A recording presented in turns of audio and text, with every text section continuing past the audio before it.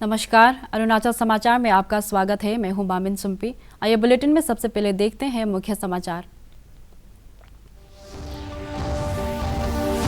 प्रधानमंत्री नरेंद्र मोदी का आज वाशिंगटन डीसी में अमेरिका के राष्ट्रपति जो बाइडेन के साथ करेंगे द्विपक्षीय वार्ता और अमेरिकी संसद की संयुक्त बैठक को करेंगे संबोधित। पीएम मोदी ने अमेरिका की जानी मानी कंपनियों के सीईओ के साथ की बैठक।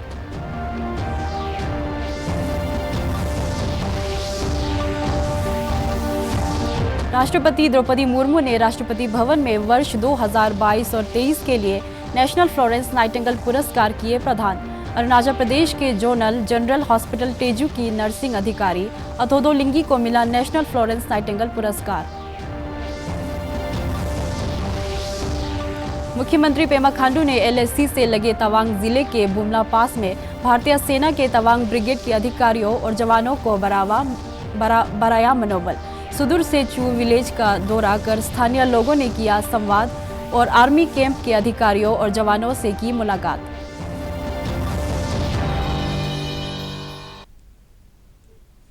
प्रधानमंत्री नरेंद्र मोदी का आज अमेरिका की राजकीय यात्रा के दूसरे दिन वाशिंगटन डीसी में व्हाइट हाउस में रस्मी स्वागत किया जाएगा।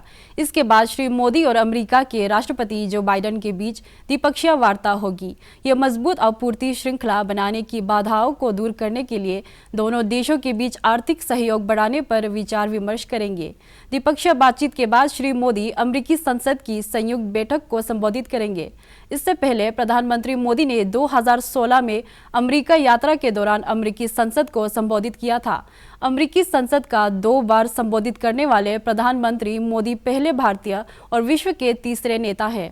प्रधानमंत्री मोदी के सम्मान में आज एक और राजकीय रात्रि भोज का आयोजन होगा।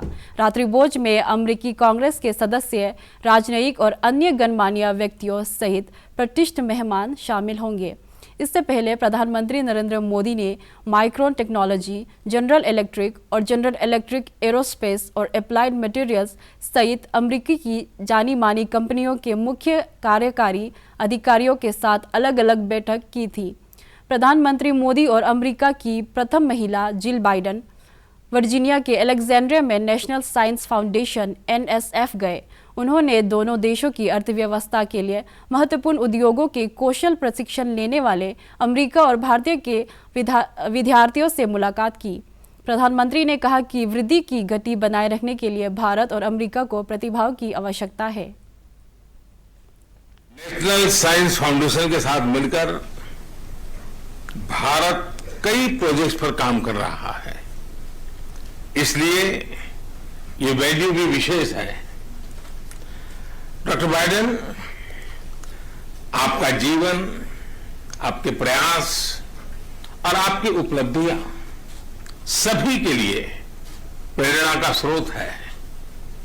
हमारी वर्तमान और आने वाली पीढ़ियों को एक बेहतर भविष्य सुनिश्चित करने के लिए यह हम सभी का दायित्व है। इस उज्जवल भविष्य के लिए आवश्यक है एजुकेशन, स्किल, इनोवेशन, और भारत में हमने इस दिशा में कई प्रयास किए हैं।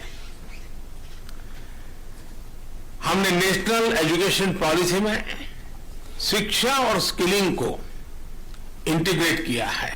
हमने स्कूलों में लगभग 10,000 अटल टिंकरिंग लैब्स उसकी स्थापना की है, जहां बच्चों को तरह तरह के इनोवेशन करने के लिए सभी प्रकार की सुविधाएं दी जा रही हैं। हमने युवा एंटरप्रेन्योर्स को प्रोत्साहित करने के लिए स्टार्टअप इंडिया मिशन शुरू किया है। हमारा लक्ष्य इस डेकेड को टेक डेकेड या टेकेड बनाने का है। प्रधानमंत्री नरेंद्र मोदी ने वाशिंगटन डीसी के व्हाइट हाउस में राष्ट्रपति जो बाइडेन और अमेरिका की प्रथम महिला जिल बाइडेन के साथ बैठक के दौरान उन्हें विशेष उपहार दिए। प्रधानमंत्री ने श्री बाइडेन को वनस्पतियों और जीवों के पैटर्न वाली सूक्ष्म नक्काशी के हस्तनिर्मित चंदन की लकड़ी का बक्सा दिया। इस बक्से को मैसूर की चंदन की लकड़ी का इस्तेमाल करके जयपुर के अनुभवी शिल्पकार ने बनाया है। प्रधानमंत्री ने पहली महिला जिल बाइडेन को प्रयोगशाला में निर्मित 7.5 कैरेट के ग्रीन डायमंड भी उपहार में दिए। इस हीरे को कागज की लुगदी में बने बक्से में रखा गया है, जो कश्मीर के विशेष शिल्प कौशल को दर्शाता है।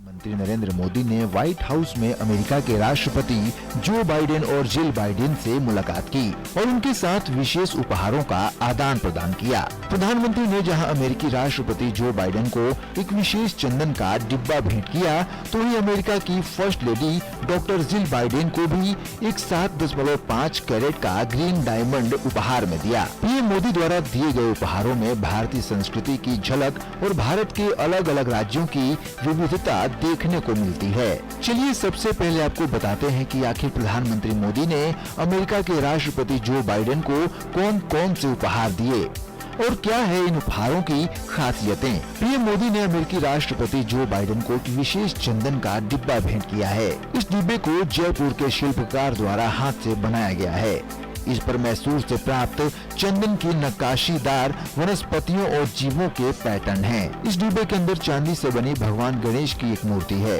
जिसे कोलकाता के 5वीं पीढ़ी के चांदी कारीगरों के एक परिवार ने हाथों से बनाया है। साथ ही चंदन के विशेष डिब्बे में एक चांदी का दिया भी है। इस चांदी के दिए को भी कोलकाता में 5वीं पीढ़ी के चांदी कारीगरों के परिवार के कारीगरों द्वारा हाथों से बनाया गया है। इसके अलावा चंदन के विशेष डिब्बे में 10 चांदी के डिब्बे हैं, जो कि भारतीय संस्कृति के अनुरूप 10 विशेष दान की तरफ इंगित करते हैं। भारतीय संस्कृति के 10 दानों में गौदान, भूदान, तिलदान, हिरण्यदान, रोपण्यदान, लवणदान, अज्यदान, वस्त्रदान, गुड़दान और धान्यदान शामिल है। पीएम मोदी द्वारा अमेरिकी राष्ट्रपति जो बाइडेन को उपहार में दिए गए बॉक्स में 10 दान राशियां के स्वरूप गौदान के लिए गाय की जगह चांदी का नारियल है, जिसे पश्चिम बंगाल के कुशल कारीगरों द्वारा तैयार किया गया है। भूदान के लिए भूमि की जगह मैसूर कर्नाटक से लाया गया चंदन का सुगंधित टुकड़ा है। तिलदान के लिए तमिलनाडु से लाए गए तिल या सफेद तिल के बीज हैं। हिरण्यदान के रूप में राजस्थान में हस्त निर्मित 24 कैरेट का शुद्ध हॉलमार्क वाला सोने का सिक्का है। रौप्य दान के रूप में राजस्थान में हस्त निर्मित 99.5% शुद्ध हॉलमार्क वाला चांदी का सिक्का है। लवणदान के लिए गुजरात का लवण या नमक दिया गया है। अज्यदान के लिए पंजाब में तैयार किया गया घी है। वस्त्रदान के लिए झारखंड में हस्त निर्मित रेशम का कपड़ा है। गुड़दान के लिए महाराष्ट्र में तैयार किया गया गुड़ दिया है और धान्यदान के लिए उत्तराखंड के लंबे दाने वाला चावल दिया है। विशेष चंदन के डिब्बे के साथ पीएम मोदी ने राष्ट्रपति जो बाइडेन को एक पुस्तक द 10 प्रिंसिपल उपनिषद के पहले संस्करण की एक प्रति उपहार में दी है। राष्ट्रपति द्रौपदी मुर्मू ने आज राष्ट्रपति भवन में वर्ष 2022 और 23 के लिए नेशनल फ्लोरेंस नाइटिंगेल पुरस्कार प्रदान किए। यह पुरस्कार नर्सों और नर्सिंग पेशेवरों को सराहनीय सेवाओं के लिए प्रदान किए जाते हैं। इसकी स्थापना 1973 में केंद्रीय स्वास्थ्य और परिवार कल्याण मंत्रालय ने की थी। अब तक 614 नर्सों को नेशनल फ्लोरेंस नाइटिंगेल पुरस्कार से सम्मानित किया जा चुका है। अरुणाचल प्रदेश के जोनल जनरल हॉस्पिटल तेजू की नर्सिंग अधिकारी अथोदो लिंगी को स्वास्थ्य सेवा के क्षेत्र में उल्लेखनीय योगदान के लिए नेशनल फ्लोरेंस नाइटिंगेल पुरस्कार से सम्मानित किया गया। अथोदो लिंगी ने सामुदायिक स्वास्थ्य केंद्र हायुलियांग में कार्य करते हुए सुदूर इलाकों में टीकाकरण के लक्ष्यों को हासिल करने में उल्लेखनीय योगदान दिया। कोविड महामारी के दौरान उन्होंने कोविड टीकाकरण और संक्रमित रोगियों के इलाज में सराहनीय सेवा के लिए उन्हें कोविड योद्धा का प्रशस्ति पत्र भी मिल चुका है। लिंगी नर्सिंग अधिकारी zonal general hospital Tezu Arunachal Pradesh. आप एक उत्कृष्ट, मेहनती और उत्साही स्वास्थ्य कर्मी हैं। आप टीकाकरण कार्यक्रम के तहत एक बहुत ही दूर दराज के ह्यूलियांग सामुदायिक स्वास्थ्य केंद्र में कार्य कर चुकी हैं। जोनल जनरल अस्पताल में कोरोना से जंग लड़ने में आपके अथक प्रयासों के लिए आपको कोविड-19 योद्धा के प्रशस्ति पत्र से सम्मानित किया गया था। श्रीमती एठोडो लिंगगी।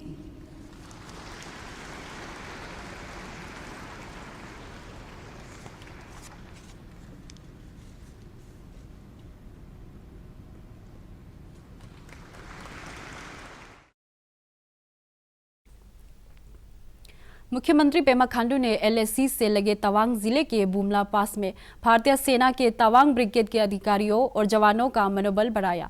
मुख्यमंत्री ने अंतर्राष्ट्रीय योग दिवस के अवसर पर करीब 15,000 फीट की ऊंचाई पर स्थित बुमला पास में तैनात जवानों के साथ योगा सेशन में हिस्सा लिया और लोगों से अच्छे स्वास्थ्य के लिए नियमित योग अभ्यास करने की अपील की।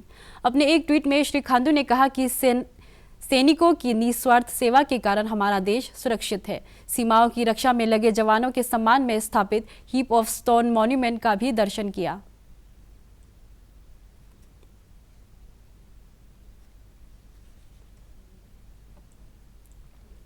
मुख्यमंत्री पेमा खांडू ने तवांग जिले के सुदूर सेचू विलेज का दौरा किया।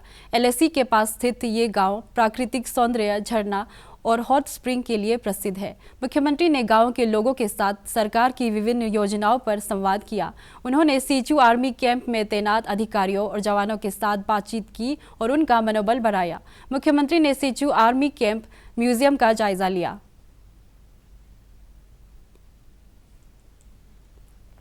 राज्य के शहरी विकास और नागरिक आपूर्ति मंत्री कामलुंग मोसांग ने चांगलांग जिले के मियाओ के पास सिंगफो विलेज में पंचायती राज वेट रूरल हाट का उद्घाटन किया।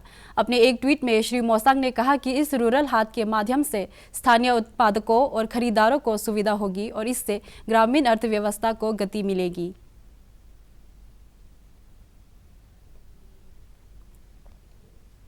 केंद्रीय गृह मंत्री अमित शाह ने मणिपुर की स्थिति पर चर्चा करने के लिए शनिवार को नई दिल्ली में सर्वदलीय बैठक बुलाई है। इस पूर्वोत्तर राज्य में पिछले 1.5 महीने से हिंसा जारी है। श्री शाह ने पिछले महीने मणिपुर का दौरा किया था। उन्होंने राज्य में शांति बहाली के लिए सभी वर्ग के लोगों से मुलाकात की थी। अब तक राज्य की हिंसा में 100 से अधिक लोगों की मृत्यु हो चुकी है और 3,000 से अधिक लोग घायल हुए हैं। मैतेई समुदाय को जनजाति का दर्जा देने की मांग के विरोध 3 मई को राज्य में ट्राइबल सॉलिडेरिटी मार्च निकलने के बाद हिंसा भड़क उठी थी। अनिर्बन शर्मा ने प्रधानमंत्री की अमेरिका यात्रा पर एक लेख लिखा है, जिसमें उन्होंने प्रधानमंत्री की यात्रा के विभिन्न आयामों को बखूबी से रखा है। Man on a mission taking India to the world शीर्षक के इस लेख में उन्होंने भारत अमेरिका संबंधों के साथ ही प्रधानमंत्री मोदी द्वारा भारत की वैश्विक छवि को लेकर किए गए प्रयासों के बारे में बताया गया है। उन्होंने कहा है कि पीएम मोदी के नेतृत्व में भारत 2070 तक कार्बन उत्सर्जन में नेट जीरो के लक्ष्य को हासिल करने की दिशा में अग्रसर है और विभिन्न क्षेत्र में विकास के कई बड़े लक्ष्य को हासिल किए गए हैं। उन्होंने कहा कि भारत में 99% से अधिक लोगों के पास आधार कार्ड है और पीएम मोदी ग्लोबल साउथ के सबसे बड़े नेता में शुमार किए जाते हैं। उन्होंने कहा कि प्रधानमंत्री मोदी ने प्राकृतिक आपदा से लड़ने के लिए CDRI का मंच स्थापित किया है और दुनिया भर में उनके एक सूर्य, एक विश्व और एक ग्रिड के आइडिया को सराहा जा रहा है। नई भू राजनीतिक व्यवस्था में भारत की वैश्विक भूमिका को पीएम मोदी के नेतृत्व में एक नया आयाम मिला है। आसाम में बाढ़ के प्रकोप से अभी कोई राहत नहीं है। नदी तटबंधों के टूटने से निचले असम के कई क्षेत्रों में पानी भर गया है। सरकारी सूत्रों ने बताया है कि 20 जिलों में करीब 1,20,000 लोग बाढ़ से प्रभावित हैं। पानी के प्रभाव से सड़क मार्ग बाधित हुआ है और फसलें डूब गए हैं। बाढ़ से लखीमपुर, डिब्रूगढ़ और बक्सा जिले सबसे अधिक प्रभावित हैं। 780 गांव पानी में डूब गए हैं। राष्ट्रीय आपदा मोचन बल और राज्य आपदा मोचन बल की टीमें राहत और बचाव कार्यों में लगी हुई है। 2000 से ज्यादा लोग 14 राहत शिविरों में ठहरे हुए हैं और जिला प्रशासन राहत सामग्री उपलब्ध करा रहा है।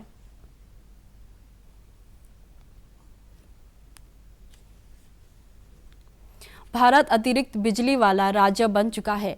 पिछले 9 वर्ष में ये बिजली का निर्यातक भी बना है। देश में ऊर्जा की कमी 2014 से 4.2% से घटकर अब लगभग 0.2% पर आ गई है। पिछले 9 वर्षों के दौरान बिजली क्षेत्र की उपलब्धियों पर आज नई दिल्ली में मीडिया को संबोधित करते हुए केंद्रीय ऊर्जा, नवीन और नवीकरणीय ऊर्जा मंत्री के सिंह ने आज ये बात कही। श्री सिंह ने बताया कि देश के सभी गांव और घरों में बिजली पहुंच चुकी है। उन्होंने कहा कि 2,86,00,000 घरों को बिजली उपलब्ध करा दी गई है। श्री सिंह ने कहा कि पिछले 9 वर्षों में नवीकरणीय ऊर्जा की बढ़ावा देने के लिए कई पहल की गई है। 2,10,000 crores, 2.1 lakhs on strengthening the distribution systems under Deen Dayal Gram Jyoti Yojana, IPDS, Saubhagya. We constructed 2,900 plus new substations. We upgraded 3,980 odd older substations. We added or replaced 6.5 lakh circuit kilometers of HT lines and about 2.5 lakh circuit kilometers of LT lines. 112,000 circuit kilometers of agriculture feeders, 7.5 lakh transformers. That's what we did. The net result of all this has been that the power availability in rural areas used to be about 12 hours in 2014. Today it is 21 hours, varying from 21 to 22. Last year it had gone up to 22.5. This year I noticed that it's about 21 approx. In rural areas. In urban areas, 23.5 hours. This includes everything. This includes Arunachal, this includes Jammu Kashmir, wherever, the whole country. This is the average for the whole country. If there is any load shedding, we ask questions. This is a new India. राज्य के स्वास्थ्य और परिवार कल्याण मंत्री आलो लिबांग ने आज smart city Pasighat में north east council के सहयोग से 5G एप्लीकेशन हब एमट्रॉन का शुभारंभ किया। इससे हेल्थ केयर, हेल्थ एजुकेशन और एग्री सेक्टर में क्रांतिकारी बदलाव आएगा। पासीघाट में आयोजित कार्यक्रम में NEC के सचिव के मोसेस चलाई, विधायक निनोंग इरिंग, कालिंग मोयोंग सहित राज्य के कई वरिष्ठ अधिकारी मौजूद थे।